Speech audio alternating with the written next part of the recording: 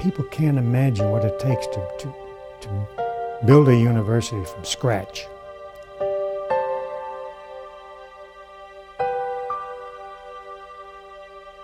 And so the first thing was to try to get a look at what we wanted to be, what our strengths were, and what were some of the things that we could do to become a stronger college.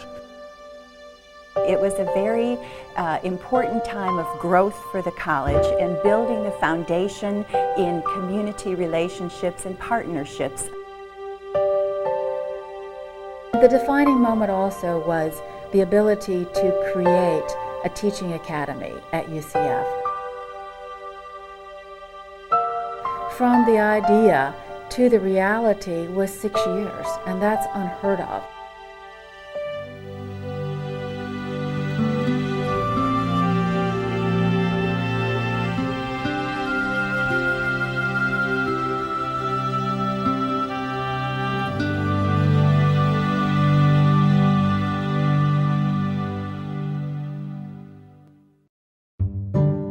Dr. Millikan received the appointment to develop the university in Orlando, which was Florida Technological University. And this one evening I got a phone call. He said, "Cal," he said, "I'd like to have you come over to the university, FTU, as Dean of the College of Education." I had made no application. Guess it wasn't necessary. Well, that's how I got to FTU. And that's how I got above that drugstore downtown.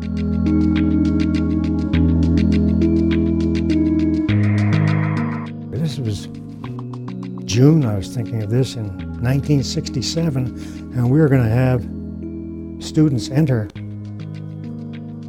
in the following fall. And I look around, what programs are we going to offer? Have no faculty,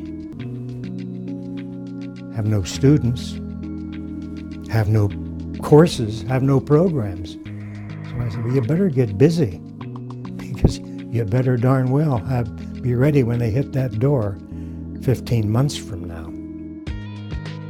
I wanted people on board who knew very well teacher education in the state of Florida. And I got Dr. David Hernandez from University of South Florida, Dr. Harry Hall from the University of Miami, Dr. Bob Martin from Florida State.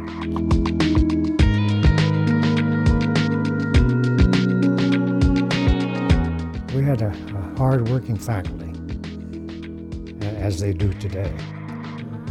Without exception, the feedback we got from public schools about the quality of our graduates, it was all favorable.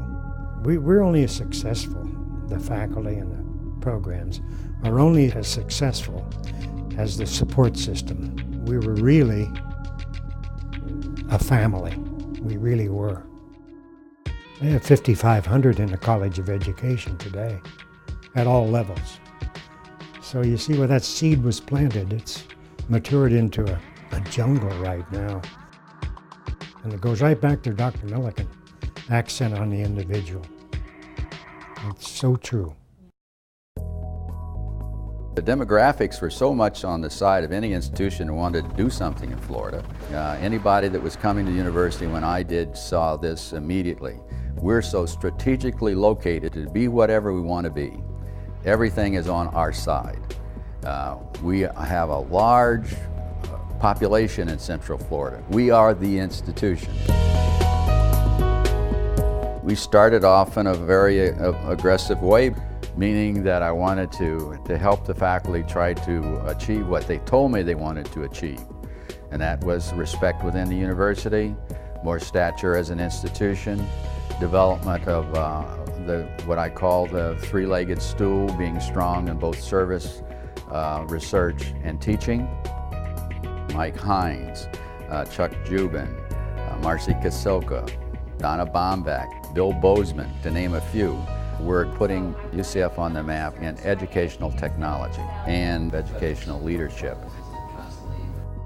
The more diversity you have, the better input you have when you're trying to make decisions. In my tenure as dean, the university, the college, and student programs as well as faculty recruitment programs were very, very much into the affirmative action issues. I thought this was a transition period for the college. Transition from just what they were to what they wanted to be, and there were going to be a lot of administrators and faculty involved in that over the years. Education is not just what happens in schools, but it's also what happens in communities. And so we built our partnerships within the community so that the community could also serve education in perhaps new ways. A great supporter of the College of Education, Jackie Bales and the ABC Foundation provided our first $1 million gift. The National Writing Project selected the University of Central Florida College of Education as one of the sites. Led by Dr. Donna Camp and other faculty, this program also has had the opportunity to reach thousands of teachers and, in so doing, hundreds of thousands of students. We had the beginning of the Lockheed Martin program for mathematics and science. We established the Community Advisory Board for the College of Education. This Community Advisory Board included people from our community who were very interested and supportive of education. Harris Rosen went on to establish the Tangelo Park project that we have been very involved with for the past 15 years. The work that we did with Junior Achievement won national awards and has now spread throughout the country as a model for training teachers using those Junior Achievement materials. We had this Saturday program, and for people from the community, it was like making a huge trip to the university. You know, where is this? How far am I going to go? But of course they still came, and now people come, of course, because there are so many things going on, and it's such a draw to the community. The change has been incredible and great.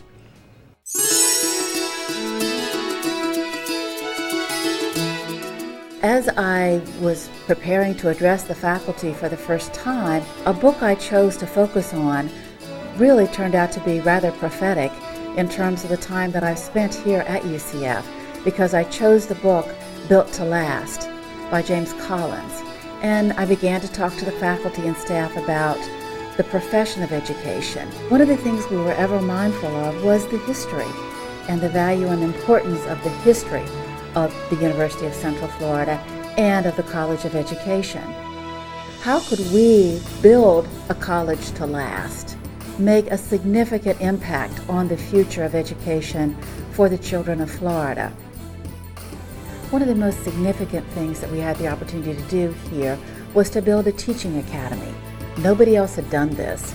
So the way we went about it, which is very unique in building a building, we brought in politicians, policymakers, teachers, administrators, students, administrators and faculty from throughout the university to give us ideas, to tell us what their thoughts were.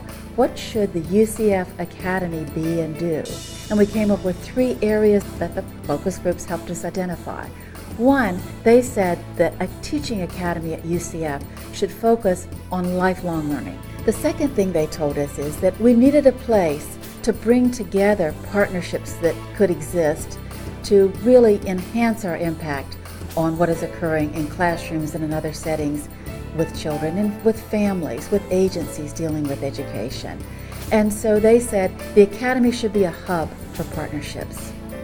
The third thing, the academy should really feature best practices in education. Standards, standards, standards. So our faculty really looked at this idea and they conceptualized it as the academy should focus on those proven practices in education. We should be able to articulate and distribute very good research about what's effective, but we should also be about the promising practices. We're a university. We need to push the envelope. So the third objective became proven and promising practices in education. When then Senator Jennings helped us with the academy and enabled us to focus on the needs of exceptional children, we followed the same idea for developing the Tony Jennings Exceptional Education Institute. One of our priorities in building the Academy was that it would be one of the most technologically advanced venues for preparing teachers that existed in the nation. We know that we were successful in creating such a technologically advanced place for our professors to teach and to model how to use technology for our students who are going out and using it in today's classrooms. More than quadrupled the number of doctoral degrees. Without John Hitt's vision, without his leadership, without his support, we would not be where we are today among America's 100 best colleges of education in the nation. The support of Provost Whitehouse and Provost Hickey have also been important as we move forward. What a long way we've come. And yet we know we have many places to go.